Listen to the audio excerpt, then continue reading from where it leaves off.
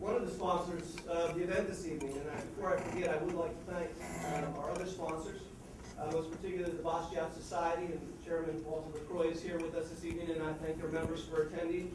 And also the Pre-Law Club here at the College of Charleston as well as a sponsor of this event. So I'd like to thank them for helping us to bring in our speaker. I want to thank, although many of them are here, I do want to thank the Charleston School of Law and faculty and students for them helping to arrange this event as well and working with us. Just some matters of housekeeping. When you come in, there's clipboards for students who need to sign in, as well as for anyone else.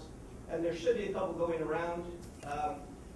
Do that in part for professors that may have offered extra incentives for coming, as well as trying to keep track of the attendance of the crowd.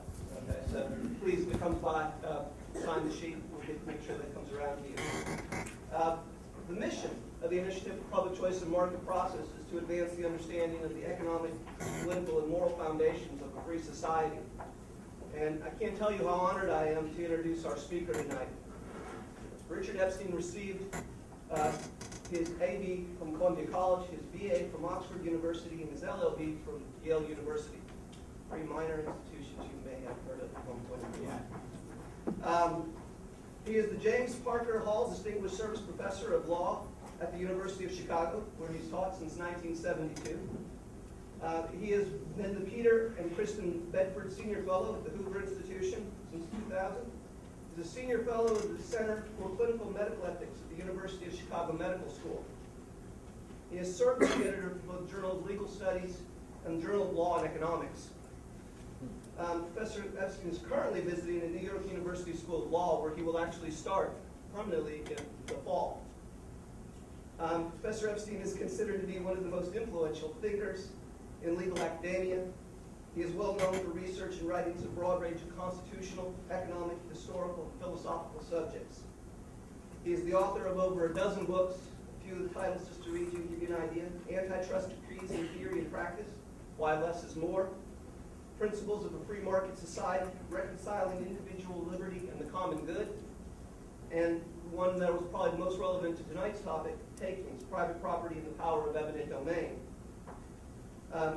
It is my extreme pleasure to give you Professor Richard Epstein to talk to us tonight about takings versus regulation, wherein lies the difference. Please join me in welcoming Mr. Thank you so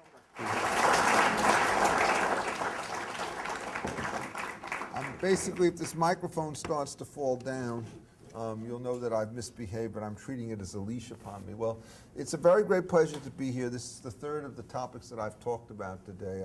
This morning we talked about standing at lunch, and then I talked about healthcare, and now I'm talking about takings and regulation.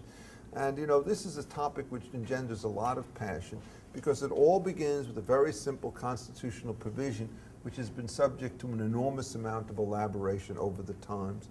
And let me just read to you the provision aloud, from memory of course, and it's short, but that makes it more rather than less difficult.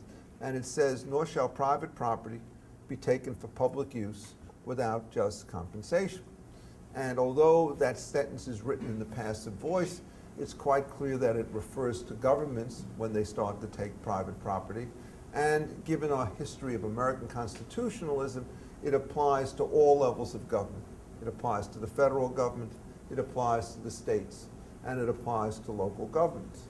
And indeed, in many cases, since much of the activity of land use regulation to which the takings clause is directed is undertaken by state and local governments, paradoxically, the federal Constitution has as much or perhaps more to say about how states organize and local governments organize their affairs than it does with respect to what the federal government is. Now, the title of the paper is designed to call to your attention a cardinal distinction which has been developed inside the law as it's been elaborated by the judges over the last 100 years. And essentially, the proposition is, if you take property, you must pay full value for it or just compensation, and may only take it when it's for a public use. The public use requirement is highly controversial, and it involves New London and Kelo. We're not going to talk about that particular issue today, although I'm happy to take it up in the questions if somebody asks about it. But we are going to talk about the just compensation requirement, which means a full and fair equivalent for the value of the property taken as it was held in private hands. And then when you turn around and you go to the opposite side of the line and you start to deal with quote unquote a mere regulation, all of a sudden the rules of the law change.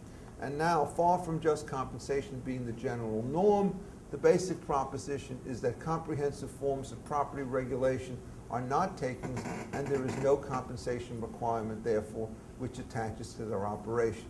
To that there is an sort of a modest qualification that is attached to it, which says, and I'll just quote the words and we'll try to figure out what they mean later on, is that if in fact the regulation is so pervasive that it deprives the property of all viable economic use, then it's a taking. And I cannot resist, although I hadn't thought of saying it at the beginning, the case which announced this proposition was a case called Lucas against the South Carolina Coastal Commission, which I'm sure is of knowledge to at least some people who are sitting in this particular room, and will of course be one of the cases which I will have to talk about now in order to give you a relative key point on the discussion. And the other thing I want to mention at the outset is that Peter announced that he's very much associated with an institution that involves public choice and market processes. And the public choice part, for those of you who aren't familiar with the jargon that drives and animates his life, asks the question of how it is that political bodies composed of self-interested individuals, representing self-interested individuals, make decisions when they're required to vote or to act under various kinds of political rules. So what impact does a veto have on the kind of legislation and so forth? And the public choice point is extremely powerful when you start to deal with both the takings clause and with the regulation exception to it, for a very simple reason. If you could make all of the issues associated with public choice disappear, nobody would care whether or not somebody's property was compensated when taken by the government or not. Now this sounds like a very weird proposition, but let me see if I can explain why, because it will then understand that the reason we care about all of these constitutional protections is that the benign assumptions that you have to make in order to make compensation irrelevant can never be satisfied in practice. And so here's what you have to assume to think that the takings issue is unimportant. One is that you have to assume that your legislatures are fully informed. And what that means in effect is that when they evaluate a particular program, they will take into account all of its positive and all of its negative consequences, and by virtue of being fully informed, they will only enact those things which in expectation make the pie larger for all citizens. And then, in order to do that, you have to make another assumption about their motivations, which is when they get all of this information, which allows them to expand the pie, they're not going to turn it in a covert fashion in order to expand the size of their slice and to reduce the size of the slices of the pie that are going to be allowed for everybody else. So you have to assume essentially perfect cognition and perfect motivation. And then the question is, do you care about compensation? And the answer is not really. Well, why is that? Well, what we know in effect is that these guys are always working to make things better. And they're going to do it not only this time, but they're going to do it next time, and they're going to do it in perpetuity.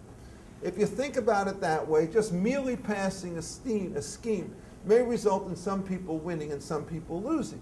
But since there's no bias in the system, it's not clear who's going to win and who's going to lose. But on average, if you do this enough time, the people who lose the first time will win the second time. And the people who lose the second time will win the third time. So that if you do this thing time after time after time, sooner or later, the pie will keep on growing, and sooner or later, everybody will have a larger share than they had before, because that's what benevolent and wise legislatures start to do. In this kind of a universe, compensation is just a terrible drag, because what's going to happen under the situation is now when you introduce one of these programs, you're going to have to figure out case by case who's a winner and who's a loser. You're going to have to figure out how much the losers have lost. You're going to have to impose a taxation system to collect the money from the winners. Then you're going to have to impose a transfer system to give it off to the losers. And all of this stuff is just churning deadweight losses. So if you have benevolence and you have knowledge, you might as well avoid the process, and everybody will be richer without just compensation than they would be with it. So I see somebody shaking his head in disbelief, and there's one of two reasons you can disbelieve me. One is you could think I got the argument wrong, which is not, I hope, the case. Or the other thing you could say is, I don't know when you were born, but somewhere in the last 15 minutes seems to be an appropriate assessment of the level of political naivete that should be associated with these operations. That is, whenever you start to think of political bodies elected by majorities, they're going to be accountable to their constituencies, if anyone at all, and you just don't want to figure out how they're going to do things, because we know that these yokels are not benevolent, and we certainly know that they're not wise, so both of these assumptions start to collapse. When they start to collapse, all of a sudden the just compensation requirement is extremely important, and let me explain to you why it's important. The single most important feature of the requirement is not the compensation that it gives when the takings are done, it's the deterrence that it imposes upon you from putting into place the kind of jackass type of schemes that no right person ever would want to do in the first place. Because the way in which this thing works is as follows. If you're talking politics, you can always find a majority of individuals who are willing to stick it to the other fellow. But if, in fact, whenever you stick it to this particular person, you are now in a position where you're going to have to raise the tax revenues in order to pay him off, you can't stick it to him unless you stick it to yourself. So in a case in which there's no just compensation required, you will think long and deeply about how this is going to help me, and generally say, stealing from my neighbor may well be a perfectly fine thing to do if I could get a winning coalition in the legislature to do it. But if the cost of that particular escapade is going to fall back upon you by virtue of the taxes that you have to pay in order to keep this thing going, you're going to think twice about it. And since I'm in South Carolina, I think I will tell you the story of Mr. Lucas before I get to the more formal part of the talk, to show you how this thing worked. Our good friend Lucas, who I gather was a football player, David Lucas was, he owned 2 plots of land on Palm Island or some such place, and they were vacant. And he thought that they were worth about $250,000 a pop, taking into account the fact that they could be wiped away by the next hurricane. And that's what he could have sold them for to a willing buyer. And what the state does is it comes along and says, you know, we really think it's a wonderful thing if we just keep these plots vacant, because that will improve the vista that all the tourists will have as they walk along the beach, and it will also prevent a new beach house from being ripped up in a storm and falling on some unbenighted person who's trying to camp out on the beach in the middle of a local hurricane. So we have all sorts of reasons to wipe out $500,000 worth of property value by rendering the properties essentially worthless, by refusing, through regulation, mind you, to say that this cannot be done. So they imposed the regulation, and there's a very wise trial judge in this state who said, you know, that smells like a taking to me. And so he ordered Mr. Lucas to convey the property to the local government. They, in turn, had to pay him $500,000 for the 2 lots. And he took the money and he used it to pay off the mortgages on the property in question. And what happened is the case goes all the way up to the Supreme Court, and the argument on behalf of the state of South Carolina is that a mere regulation is not a taking, and so therefore no compensation is owing. And what Justice Scalia says, when that regulation is a complete wipeout, money is indeed owing, the $500,000 has to stand. So now you go back to South Carolina, and these guys have just paid $500,000 to buy 2 plots of land, and how are they going to raise that money? Well, there's nobody in town who wants to pay taxes for that, because frankly, when the valuations require them to take it into account, they can think of a lot better ways to spend $500,000 than to have the sacred trust of keeping 2 perfectly serviceable plots of land vacant. So what they decide to do is to sell the land off in order to raise the money. Well, how do you sell the land off? If you sell it subject to the same restrictions that nobody can build on it, it will be worth as much in the hands of the buyer as it was in Davis Lucas. You'll get 0 for it. So what they said is, they found a guy who was the neighbor who said, I'll buy them for 60% of face value because I could use them as side yards. And so they looked around and they said, well, where are we going to get the other $200,000 under these circumstances in order to do things? So in the end, they decided to sell them off and to allow people to build the same kind of house that Lucas wanted to build on the 2 lots to begin with, and they got their $500,000. And I remember talking to David Lucas one day, and he said to me, gee, that is surely a very expensive way to arrange a simple conveyance of land between 2 owners.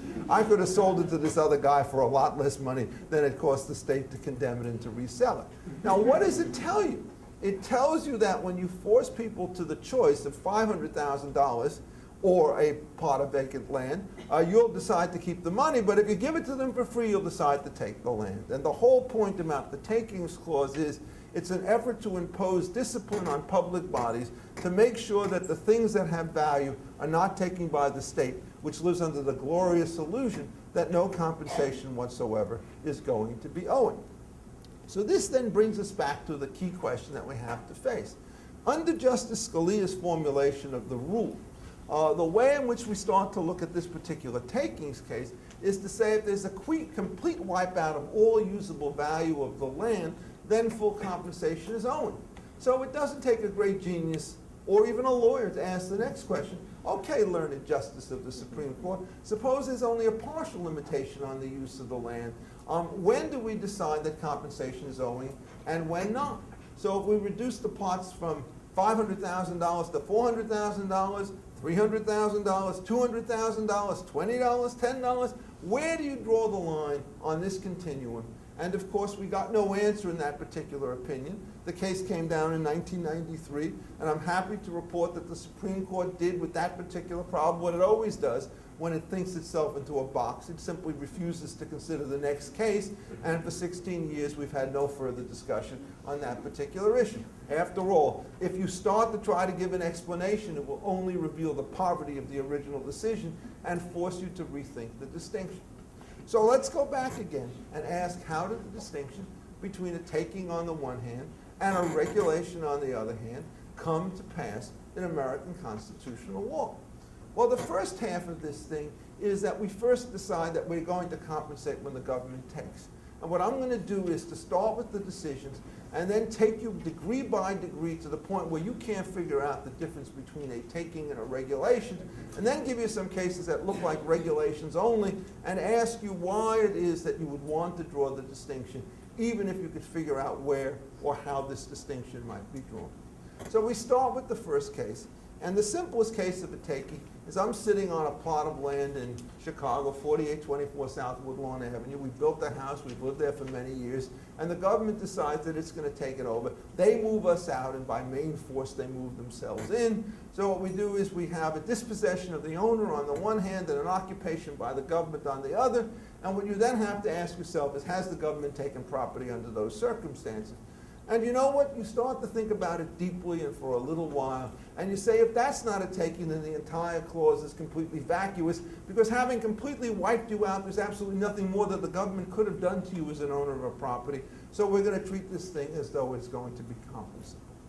At this point, you run into a serious difficulty associated with the private law of land, which is, in order to make land more efficient over time and across individuals, what we do is we allow people to divide land into all sorts of complicated fashions. Sometimes you divide it by time, sometimes you divide it by space, sometimes you have co-owners, sometimes you have mortgages on it, sometimes you have easements on it, sometimes you have covenants over it, and so forth. And the great challenge that's associated with the law of property is when we stop having a plot of land which is a unitary whole, owned by one person and one person only, and start to think about these complicated arrangements in which there's multiple owners of land, often in asymmetrical positions to one another. What does the doctrine of takings do with respect to these things? And so let me give you a couple of cases which indicate to you just how difficult this problem can turn out to be. One of these cases has to do with a marina, and the marina is owned by a Kaiser Aetna company, and it's thought to be private waters. And the government says, you know, you'd like to get from your private waters into the ocean, and we have just the plan to allow you to do it. We will let you use the public waters from your marina so long as you let all the boats in the public waters use your marina. It's fair, right? We get the access to your property, you get access to our property. Well, if you think about that for a while, and you have half the US Navy sitting out there, if you can say to a given individual you only have access to the public waterways, if in fact you give the public access to your waterways, just take it over to land, and we could say to good old Professor Epstein, we will allow you to enter the public street only if you allow the entire public to enter into your living room. After all, fair is fair. So what we think about this for a while, and we say that can't be right, that essentially one of the incidents associated with property is the ability to connect to all public ways, and that anyone who wants to block that privately is going to be a wrongdoer against me. The government cannot condition my ability to use public waterways or public lands on my willingness to open up my property. What we really said, in effect, is that we certainly have the right to exclude if we're a property owner, except under very limited and extreme circumstances. And if the government is going to force us to take everybody else in as a co-tenant, even though we're not thrown off the land, as we were in the first hypothetical, it's still the situation that they're going to have to pay for the entry. And if I have some residual value, it will just reduce the amount of compensation owing. It won't make the thing in some way as an uncompensable type of event. So in our first case, we now start to see how difficult this doctrine is. And what the Supreme Court did is it came out the right way, but it came out the right way, as usual, for the wrong reason. What it said was that the essence of property under these circumstances is the right to exclude, but it did not talk about, when you're dealing with property, whether or not the essence of property includes the right to use your property or the right to dispose of it by way of a sale or a gift or a mortgage to somebody else. And once you start having those kinds of ambiguities in the doctrines, things start to get a little bit more complicated. So our second case, in effect, deals with this exclusion issue, but it does so in a slightly different fashion. Now we're going to be talking about exclusion in connection with reversionary interest over determinable fee simples, and I already saw half of you fall asleep. What on earth is this man talking about when he talks about reversions and determinable fee simples? You see, I know most of you are not lawyers, so I will do you the courtesy of explaining what this gobbledygook means. Let's suppose you run a railroad, and what you need to do is to get a bed for a track. And the way in which you do this is you go to a landowner and say, I want to buy your land or an easement over your land to use it for my railroad track, but if I ever rip up these tracks, then I'm not going to have any need for the land anymore, so I will give it back to you. And what we do in effect is we say, if you take the land, subject to a limitation of this sort, you don't have it outright, it's determinable, that means it will end upon the occurrence of event, to wit the ceasing of using the railroad track as a railroad track, and then it returns to the owner, and that means it reverts to the owner, which means he has what we call a reversionary interest. And so what happens is the government comes along and it sees this thing, and the railroads, of course, become very much less popular as we move through the 20th century, and a lot of them are being abandoned, and somebody in Congress has the great idea, well, we don't want these things to go back to their owners, we'll just remove the tracks out, and we'll put in a bike path under the circumstances. And so the question is, when the government decides to put a bike path on what used to be your land, has it taken your property, or has it only kept the railroad easement alive? And what these guys do is they come into court with a straight face and say, we can't possibly give the land back to their owners, because who knows, in another 20 or 30 years, somebody might want to build another railroad on this exact track. So in the interim, we'll just keep it and use it, in fact, for a bike path. And just to make sure that everybody understands exactly what's going on, we're going to put a no trespass sign up so that the owner can't cross the track or use it for himself. And do you know that this case went 15 years through one court after another before finally in a divided decision they said that it actually was a taking of the trail from the original owner. But it's a little bit different from the other cases because they didn't throw you off the land when you were sitting there, they just prevented you from entering the land when you were entitled to do so. So the temporal interest did not in the end lead to the wrong result, but it made the case a little bit more difficult than otherwise would have been the situation, and it opens up the problems. You can see how divided interests start to create immense kinds of complications in these cases. So then we get to our third case, and now we're not talking about the division of land by way of time, you're going to talk about the division of land by way of space, or by height. And there is an old Roman maxim which used to be, and basically still is good law today, which says that the owner of land owns ad infros, to the depths of the earth, and ad coelum, all the way to the top of the sky. And the top of the sky stuff is important with respect to air rights and planes and building structures, and the bottom stuff is extremely relevant because if in fact you own the land to the center of the earth, you own the mineral rights that exist underneath the land in question. And so in the famous case involving the Pennsylvania Coal Company against Mr. Mahan, what happened was that you had a piece of land and the coal company decided to buy the right to the minerals, the coal that was lying underneath the land. And generally speaking, when you buy this stuff, there's always the question of when you start to dig out, do you owe an obligation to support the surface owner whose property might otherwise collapse in if you dig out too much coal? And the traditional view on this question was you can roll it either way. You can either have a situation in which the property owner decides to keep the rights of support so that the coal mine is going to be more inefficiently operated, and if he's going to retain the support rights, he's going to get less for giving away the coal, Or what he can do is he can give away the support rights and get a larger amount of money and run the risk that the entire plot of land will topple into the ground as the coal starts to get pulled out. And in this particular case, what happened was the support rights were sold to the owners of the coal. And they were going along merrily and digging, and sometimes it fell in. Oftentimes they try to make accommodations with surface owners, not because they were obliged to do so, but because many of them, in fact, either worked in the mines or were related to them, and they didn't think it was a great idea for public relations to have their employees crash into the ground in the middle of the night. But, of course, the legislature was unhappy with this ambiguous situation. And what they then did is they passed the statute. And what the statute said is that the surface rights are now going to have the support rights appended to them again, and there's going to be no compensation that's paid. And so the question is, have you taken property when you switch the support rights from the guy down below to the guy on top? And Justice Holmes, in an opinion, said this is a form of regulation, and if it goes too far, it's a taking, and if it doesn't go far enough, it's not. He doesn't bother to tell you what too far is, because that would, again, answer an important question. And we leave that ambiguous just the way we left ambiguous the question of what's moral, viable, economic use. So how should you think about this case? Well, first of all, you have to ask yourself, is this thing a regulation at all? And the answer is we're not quite sure.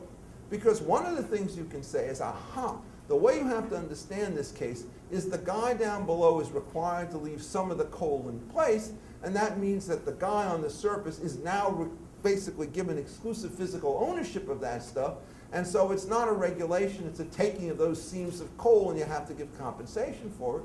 Or you could say you could rip out the coal seams that are there and put up some kind of support. Now, in effect, there's no determinate coal that's around, and so it's a regulation on how you remove stuff from the mine.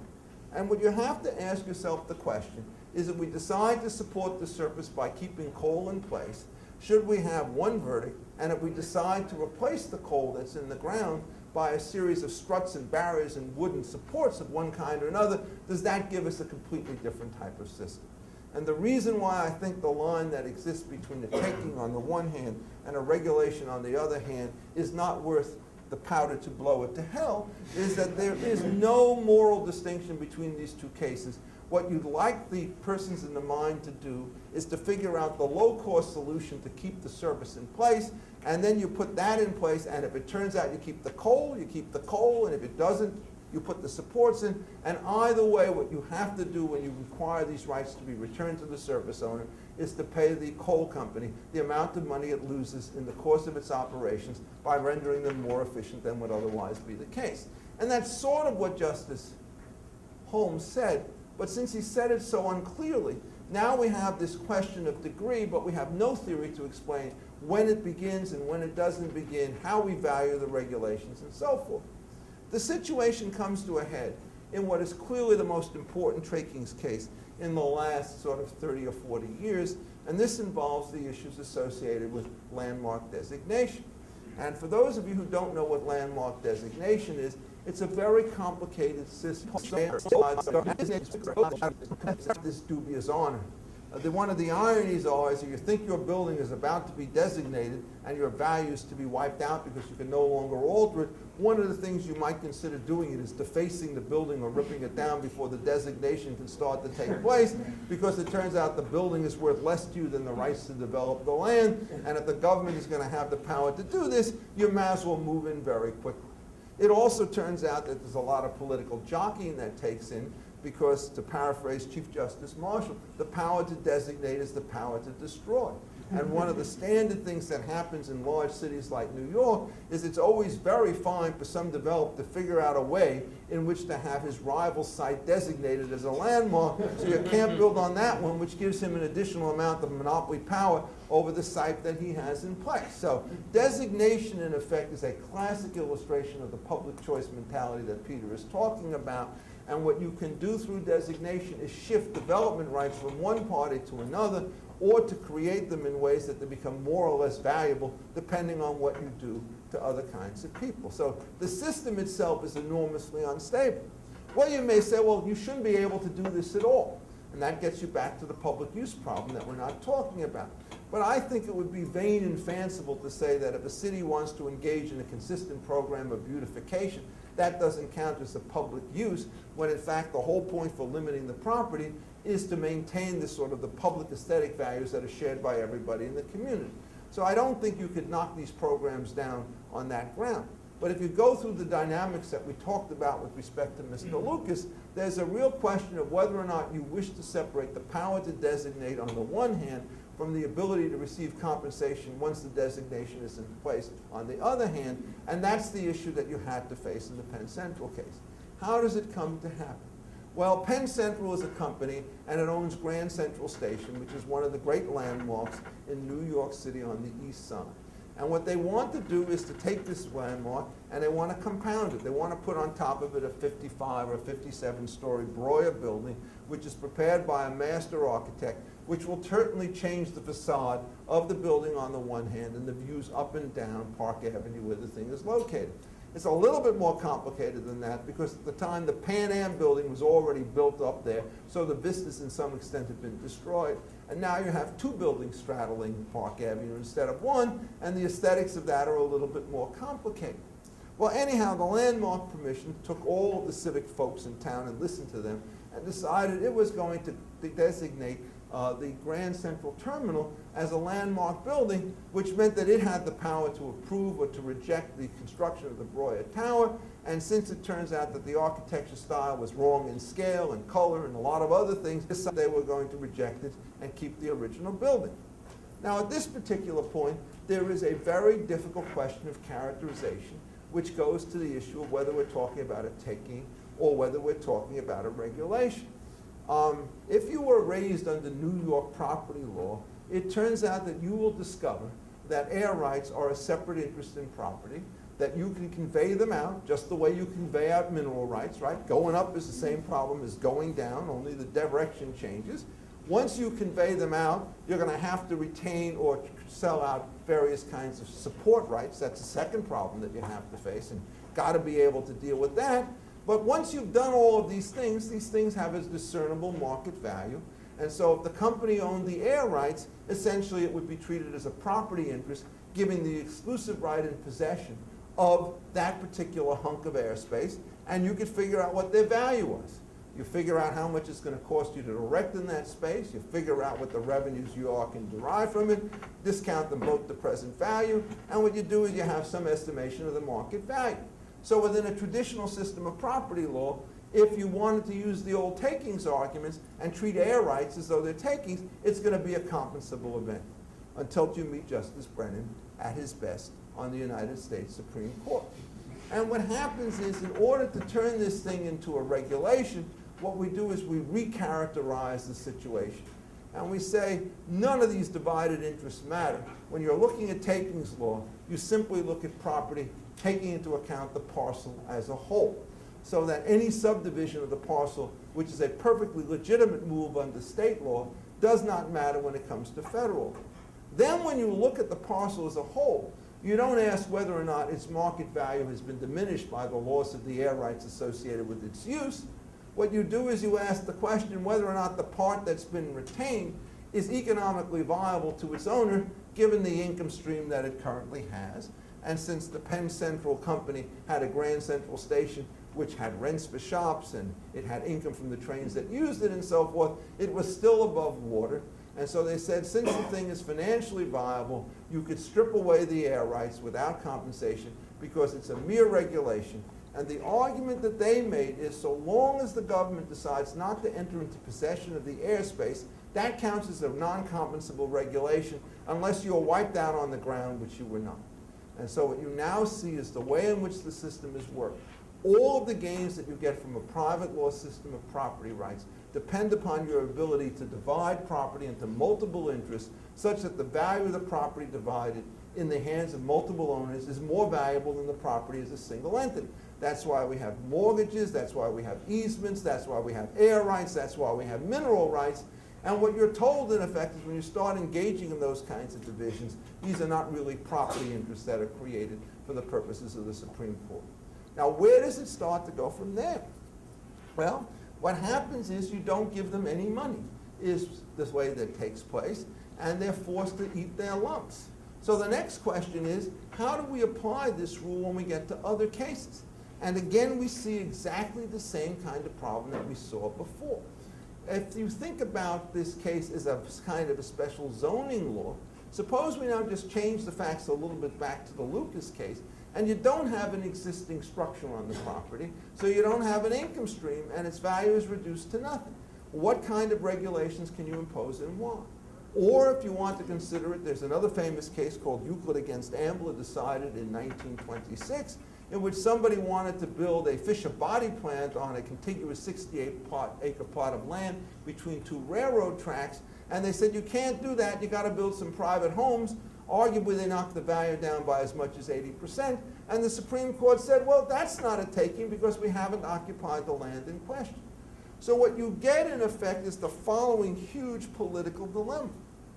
If you occupy 1 inch of land worth 1 cent, you're now required to pay the owner the 1 cent for what you've taken. If, on the other hand, you decide to regulate the property so that 80 or 90% of its value disappears, it goes down a memory hole, an Orwellian memory hole, and you never hear from it again. And so what does this do to the political dynamics of any community? It says, in effect, never, ever be so foolish as to condemn land, when in fact what you can do is impose some kind of restriction on its use. To a property lawyer, the restriction on its use is in fact a taking of a restrictive covenant, which is an interest in land that has been recognized for hundreds of years under the Anglo-American system. But Justice Brennan was equal to the challenge in a way which would have taken our friend Bastiat and sent him curdling in his grave. What he said is, any time the government imposes a regulation upon you which does not dispossess you from the land, the losses that you suffer are damnum ab squarenurium, a Latin phrase which means that there are losses but there's no legal injury, because essentially regulation and competition are exactly the same thing. So if it turned out that you were allowed to build the tower, and if you tried to do so, you couldn't rent it out because somebody else had offered better facilities, that would not be a compensable loss. We all agree with that. The moment a competitive firm has to compensate competitive losers, the economy as we know it is at an end. And then he says, when we decide to impose regulation on you, it's exactly the same thing as is competition. The difficulty, of course, is competition fights factions, competition expands the total size of the pie, regulation encourages faction, and regulation essentially reduces the total size of the pie. So Justice Brennan's position says, if we improve social welfare, you don't have to compensate, and if you basically hurt social welfare, you don't have to compensate either. He cannot see that the direction in which the two cases go is exactly opposite. Now, how does this tie back, and I have about 3 more minutes to my talk at the appointed time, to the various issues that we were talking about in terms of public choice theory? Well, what public choice theory said is that the reason we require the state to compensate somebody when they take the particular property and they turn it into some kind of a public use is that unless you do that, they will never give you an honest valuation of the value of the land that's been taken in this particular purpose.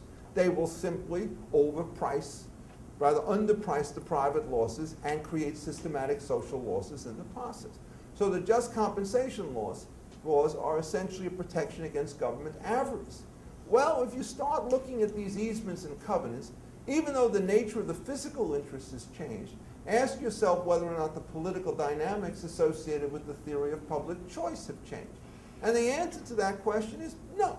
What you still do is you have a situation where a bunch of neighbors are willing to say to somebody, we're going to impose upon you $10 million worth of economic losses because we happen to think that there's $1 million worth of aesthetic gains. They would never do that if they had to pay. On the other hand, if it turns out that you're going to get $20 million worth of public gains from this, they might be willing to pay in order to get the surplus.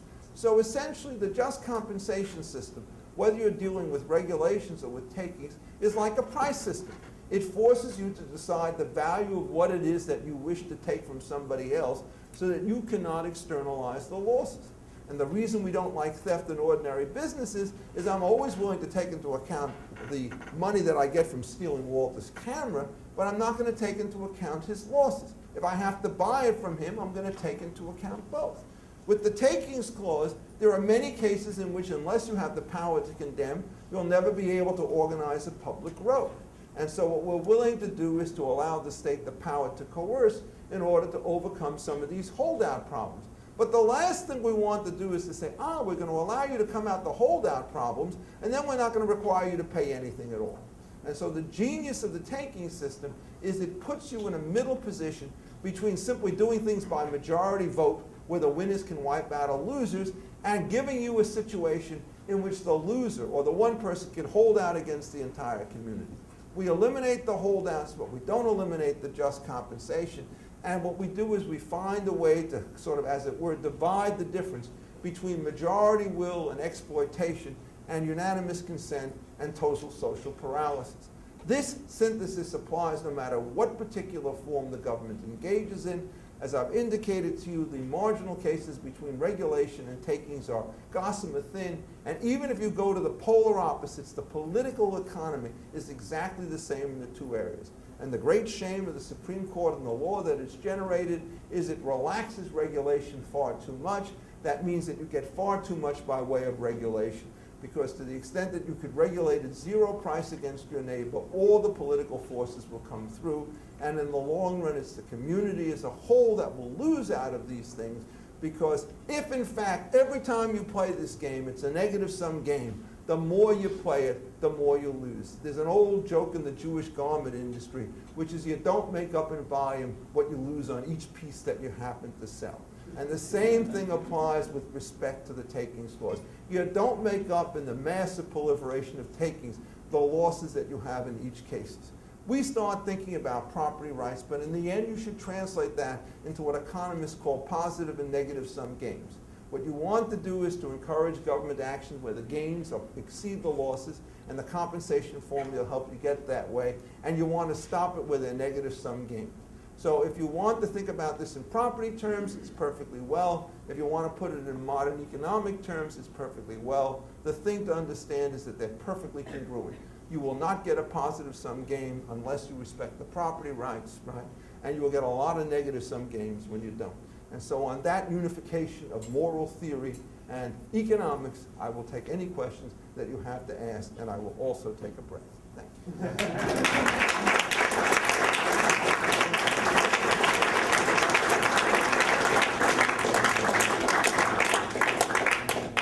It was 45 minutes, right? Gotta learn to hit your numbers. All right, somebody have a question? Yes, sir, you were extremely attentive. I was getting worried about you. Well, thank you for honoring us. My I pleasure. have a question about a recent article you wrote in National Review. Which one? The one about Krugman. Oh, him. Go ahead. I'm sorry, I didn't mean to. No, go ahead. Ask the argument. No.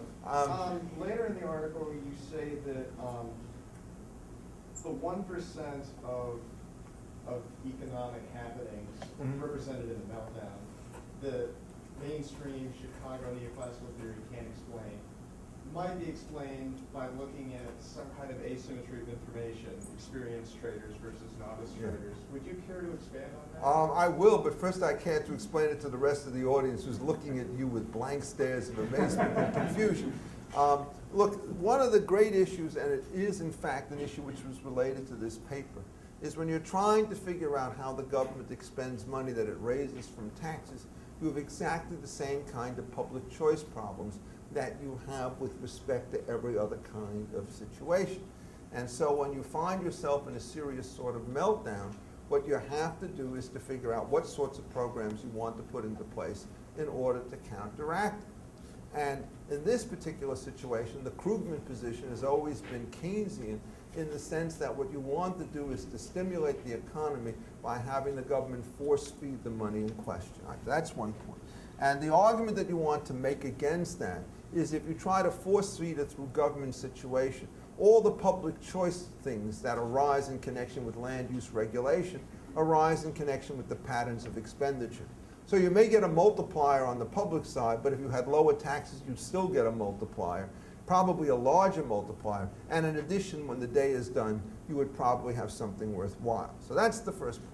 The second point is Krugman, of course, is very critical of the Chicago school, because he says all this talk about efficient markets means that when we have markets, you think that they're always, always, always going to come out in the right place.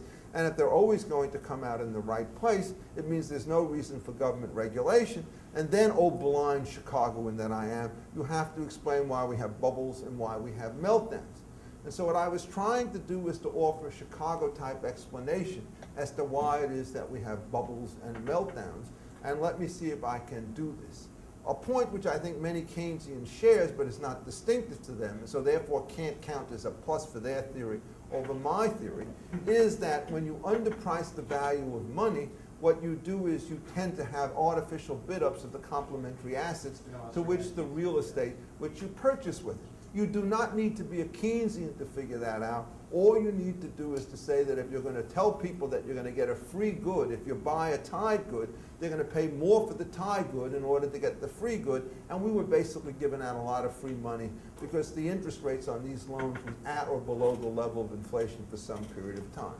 In addition to that, one of the things that the Chicago School says, that if you wish to corrupt the banker, all you have to do is give him the wrong government incentives. And that's exactly what we did when Fannie Mae and Freddie Mae were willing to give guarantees on loans at 100 cents on the dollar, when the day that loan was made, it was probably worth 40 cents on the dollar.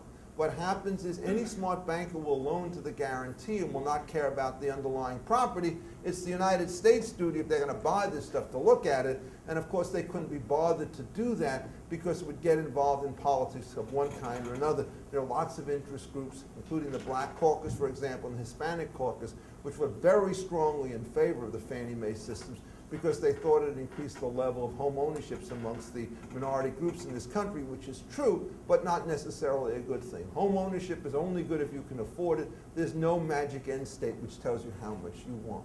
So what happens is, you first of all, you get at least some Chicago-type explanation with a public choice overlay, which helps to explain the buildup. Then how do you explain the decline? Well, one of the wrong assumptions of the Chicago School of Economics is to assume that every individual has uniform competence. Now, how do I know that? Because as I look around this room, I know that some of you have just taken the college boards, and I can say with 100% confidence you all did not get perfect scores, which make you all equally competent. There are obviously differences in abilities and talents. One of the things that markets and exchanges try to do is to create an environment where the level of skill allows you to attract the level of skilled players who are needed to negotiate in that market. So generally speaking, it's only experienced people who become traders. It's not rank amateurs.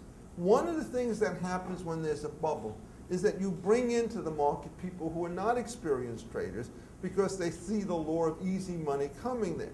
At that particular point, the lack of informed traders means that the ratio of noise to information gets much larger. Things still go up, and even more irresponsible people come in. After a while, what happens is all the smart people are gone, or at least some of them are gone.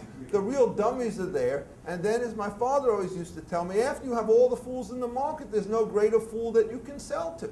And when that happens, the whole thing comes collapsing down.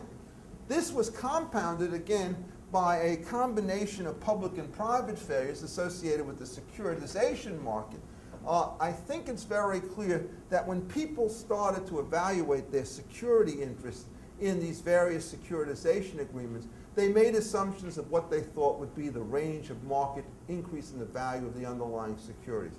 And they thought, you know, what's going to happen if everything goes down by 10%?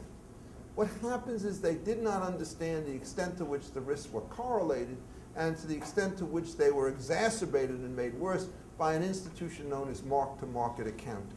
Now, for those of you who are not security buffs, what this means is that if you have an asset which is not easily traded, you cannot carry it on your books at the amount that you paid for it if it turns out that we know that there have been huge fluctuations in market value that make it worth a lot of less.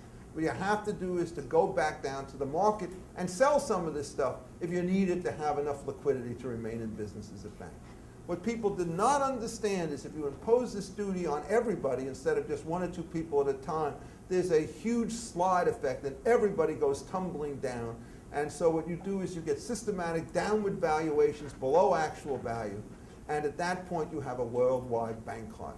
Is that a public or a private failure? It's a little bit of both. I mean, I've spent a lot of time talking to various kinds of bankers, and they realize that many of their agreements, which allowed unlimited rights of redemption as an effort to lure people in, were not stable in a world in which everybody wanted to run for the door at the same time.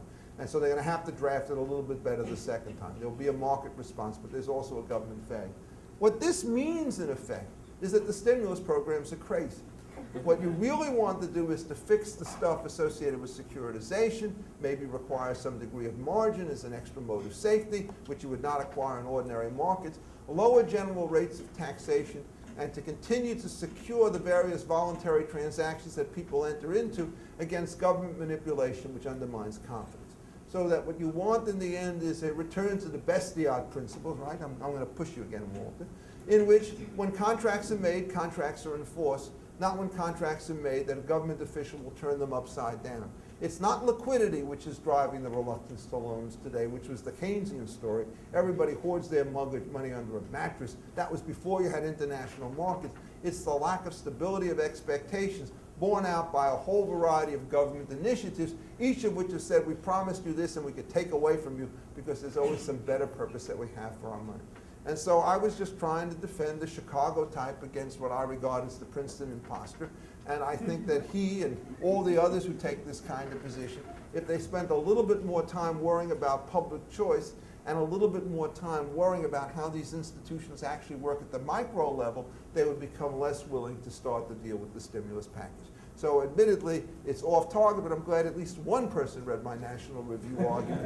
And if anybody else has a comment to raise about it, I'm willing to talk even further. But it's a very important subject. The rise of Keynesianism, in my view, is a really dangerous threat because it's going to necessarily mean the eclipse of public choice economics, which is a much more accurate barometer of how aggregate decisions are going to be made. Another question, please? Somebody? Yes, sir. In the mid-90s, there was a big piece of land in the state of Utah that was made to a national park. Nobody could mine coal and site was under it. Do you make any comments about that, or was there any individual rights that were abrogated there? Well, look, I mean, the national park question is, generally speaking, not a question of property rights in the constitutional sense, except on valuation questions. It's very difficult to say, hey, we're not going to allow you to take this land for a natural park because it's not for a public use, so they can take it. The question is how you value it. The difficulties that come with respect to the valuation depends upon a very complicated interactions between regulations on the extraction of minerals before the government takes it and the condemnation itself. So suppose you had a system in which you can just take coal out of the land by using the most efficient devices. And at that point, the land is going to be worth $1,000 an acre. Then Uncle Sam comes along and it says, what we're going to do is impose regulations on you which require safety and environmental checks, and that's going to reduce the value of the coal in situ for $250. Now, if they don't condemn the land, you will then have to argue whether they really are worried about the environment and really worried about the safety of the miners. I'm more worried about the environment than the miners because I think the miners could take care of themselves and the environment less so. But what they sometimes do is they put this thing in place. There's nobody who's doing any mining, and then having passed the regulation on day one, on day two they say, hey, when condemnation comes, it's only at $250 because that's all you can get at. And at that point, the danger that you have is you're imposing the regulations on extraction in an effort to lower the compensation that you owe when you decide to take the things over. And the correct rule, therefore, and I don't know the facts of this particular case, is if in fact these two things are a tag team game in which the regulations are imposed with that particular point of view in time, the correct measure of damages is much higher. To give you another illustration, when I've been in Palo Alto for many years on and off at Stanford, and in the mid-70s, what happened is this is what went on. There was a guy who owned some land, and some of the people wanted to make it into a park. And the land was worth, unzoned, it was worth, say, $100,000. So they come up to the guy and they say, look, you donate your land to us, and what you can do is get a tax deduction against the federal and state taxes equal to $50,000. So you get basically $50,000. And if you don't do that, what we'll do is we'll zone the land down, right? And we'll make it worth only $10,000, and we won't condemn it, and then years later we'll take it over. So take your pick. You want $50,000 in tax benefits now, or do you want to have a zone? And what do you think most people do? They do the only honorable thing, which is they capitulate. Because it's just not worth trying to fight a government who's going to do that when the rules on zoning are the other way. Now, in my universe, the way in which I would think about this, you want to impose a zoning restriction, you darn well had better have a very powerful justification for it, for which beautification of Palm Island doesn't count as one.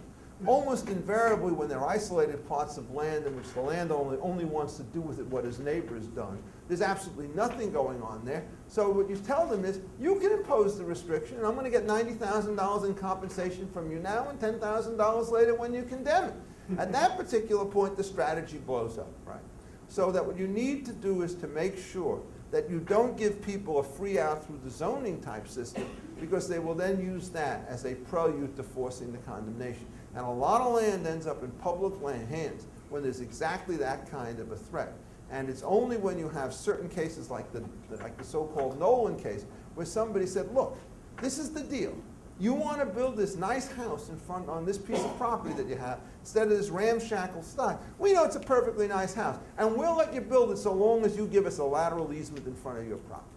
And so what the guy said in so many four-letter words is, no thank you, and he built the house, and then they tried to rip it down, and Justice Scalia said, can't do that because it's an illegal exaction.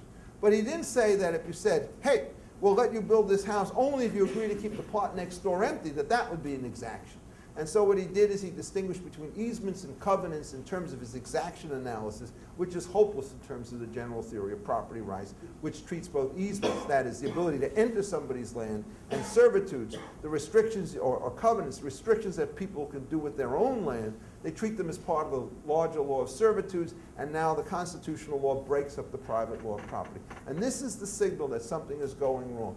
The system of private property rights under the American and English system is one of the most sophisticated and subtle ways in which to extract maximum capital values from land. And it is characteristic of every constitutional decision that they disrespect the property rights system that's created under state law, like the air rights and the servitudes and the easements, and they impose this sort of crazy view that property rights only means the right to exclude, doesn't include the rights to develop, doesn't include the right to use, doesn't include the right to alienate. And if you denature the property rights, you're going to necessarily destroy their compensation. I think there's time for one more question. Is that a fair statement? Yes, sir, in the back. And I'll take two, actually. Yeah. Could I ask you to comment on the big bail argument, as it was used to justify the bail out of AIG and indirectly Goldman Sachs, and then prospectively as a rationale for... It's a very complicated argument, obviously, both ways. What everybody was worried about when you go back to long-term capital management, right, or to Bear Stearns, is the problem is if one guy goes down, there are all sorts of counterparty obligations with other people, and when this form fails, it will bring some other party down, some other party down, and some other party down. The question is, how do you do this? And I think what you have to do is to establish two kinds of zones. One of them is you're in the big as you are, fail you may. And anybody who deals with you knows that there's going to be no government bailout. And then there's going to be the other zone which says, we're going to protect you. And by the way, the quid pro quo for that is you now have to accept a certain degree of government supervision of ANSI, up front, having to do with the amount of reserve requirements that you impose, the kinds of trades that you could have, reporting requirements, or anything else. So if you separate out the two markets, I think it would be a better situation than before. As to this, even when a company is not too big to fail, it doesn't follow that its shareholders are too big to fail. And so one of the nice things about the Bear Stearns situation was that they really gave a very powerful haircut to the shareholders who lost 90% or more of their value when the company was taken over by J.P. Morgan. And if you could keep the company alive and have the shareholders go down the tubes, that's going to change radically the incentives that they have, because you're bailing out the going concern, but you're not bailing out the people in charge of its management. They understand that there's going to be a little bit more incentive that they have in order to keep people in a sensible way. And then that reduces the demands on everybody else. So I think that's probably the way in which one ought to think about it. There have been arguments made, and I think they're perfectly sensible. You don't tell ordinary people how much money they have to borrow and how much they can put down in cash when they want to buy a house or a diamond ring. We let them decide that. Why not let the banks? I think the answer is, in the ordinary case, there isn't the implicit guarantee. And the basic rule is if the guarantee is explicit, then you're going to have some explicit restrictions at the front end. I don't like implicit guarantees because nobody knows what their content is. When the rubber hits the road, I would rather, if the government is going to do this, to have them explicitly. And there's a reason for having that, because unless you have some kind of government guarantees, there's a real risk that a fractional banking system will lead to runs on the currency. When people think a bank is going to go under, even if it's solvent, everybody wants their money at time. And if they know there's a government guarantee, its importance lies not in the cases in which it's honored, but in its ability to induce people to avoid run-like behavior. There was one other question, and we'll call. Oh, yes, ma'am. Are there any